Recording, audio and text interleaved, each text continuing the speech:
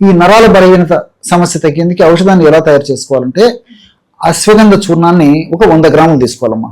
అశ్వగంధ నరాల బలహీనత సమస్య తగ్గేందుకు చాలా అద్భుతంగా పనిచేస్తుందమ్మా. అందుకే పేరు లేని వ్యాధికి పెన్నేరు మందు అని చెప్పేసి కూడా పెద్దలు చెప్తుంటారు. అంటే ఒక వ్యాధి స్పష్టంగా ఇది అని మనకు తెలియనప్పుడు కూడా ఈ యొక్క అశ్వగంధను వాడుకోవడం వల్ల ఆ వ్యాధి తగ్గిపోతుంది. కాబట్టి పేరు లేని వ్యాధికి పెన్నేరు మందు అని. పెన్నేరు అంటే అశ్వగంధమా, పెన్నేరు గడ్డలు అని వీటికి పేరు ఉందన్నమాట. కాబట్టి అశ్వగంధ చూర్ణాన్ని ఒక 100 గ్రాములు తీసుకోవాలి. ఇలాంటి అశ్వగంధ వేర్లు మార్కెట్లో దొరుకుతాయి. అశ్వగంధ చూర్ణం కూడా మనకు మార్కెట్లో దొరుకుతుంది. ప్రామాణిక కంపెనీ వాళ్ళు తయారు చేసేటువంటి అశ్వగంధ చూర్ణాన్ని మనం తెచ్చుకొని ఒక 100 గ్రాములు అశ్వగంధ చూర్ణాన్ని ఒక పాత్రలో తీసుకోవాలి. రెండవ పదార్థంగా అతిమధుర చూర్ణం అమ్మా. అతిమధురం. సో మధురం అంటే తీపు, అతి మధురం అత్యంత తీపి ఉంటుందమ్మా.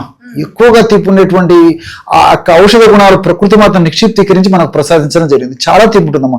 చిన్న ముక్క నోట్లో వేసుకుని నవ్వినప్పటికీ అంత తీపి ఉంటుంది అనమాట. ఆ తీపి కూడా చాలాసేపు ఉంటుందమ్మా నోట్లో. అంత అద్భుతమైనటువంటి ఔషధ గుణం ఇది. సో నీరసము, నరాల బలహీనత తగ్గించడమే కాకుండా నరాలకు శక్తిని కలుగజేసి, నరాలకు బలాన్ని కలుగజేసి, నరాలను చైతన్యవంతంగా చేసేటువంటి అద్భుతమైనటువంటి ఔషధ గుణాల్లో మరి ఈ యొక్క అతిమధురం కూడా ఒకటమ్మా. దీన్ని ఎస్టీ అనేటువంటి పేరుతో పిలుస్తుంటారు అనమాట. ఈ యొక్క అతిమధుర చూర్ణాన్ని ఒక 50 గ్రాములు తీసుకోవాలి.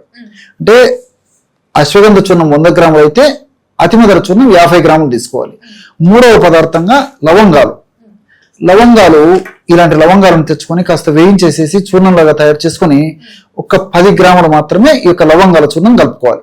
సో ఈ 3 పదార్థాలు కలుపుకోవడం వల్ల బ్రహ్మాండమైనటువంటి నర్వస్ వీక్నెస్ ని తగ్గించేటువంటి, ఎలాంటి నర్వస్ వీక్నెస్ అయినా కావచ్చమ్మా, అలాంటి నర్వస్ వీక్నెస్ ని తగ్గించేటువంటి బ్రహ్మాండమైనటువంటి ఔషధం రెడైపోతుంది.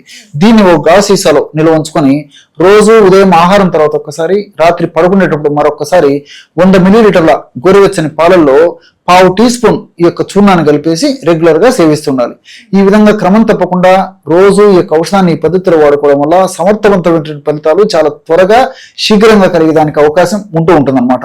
ఎందుకంటే అశ్వగంధలో మరి గ్లైకోఅమైనోగ్లైకాన్స్ అనేటువంటి రసాయన పదార్థాలు మైటోకాండ్రియా మీద పనిచేసి శక్తివంతంగా మైటోకాండ్రియా పనిచేసేందుకు, చైతన్యవంతంగా పనిచేసేందుకు చాలా చక్కగా ఉపయోగపడతాయి. అంతేకాకుండా అశ్వగంధంలో ఉన్నటువంటి వైథనాయిడ్స్ అనేటువంటి రసాయన పదార్థాలు ఈ యొక్క కణ కవచం ఏదైతే ఉందో, కణ పొర ఏదైతే ఉందో, ముఖ్యంగా నరం యొక్క పొర ఏదైతే ఉందో దీన్ని మైలిన్ షీత్ అంటారమ్మా.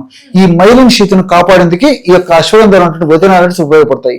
అంతేకాకుండా అతిమధురంలో ఉన్నటువంటి ఈ గ్లాబ్రిడిన్ ఇలాంటి పదార్థాలు, గ్లైసిరిజన్ ఇలాంటి రసాయన పదార్థాలు కూడా ఈ మైటోకాండ్రియా మీద పనిచేసి శక్తివంతంగా మనకు శక్తిని కలుగజేసేందుకు కూడా ఉపయోగపడతాయి.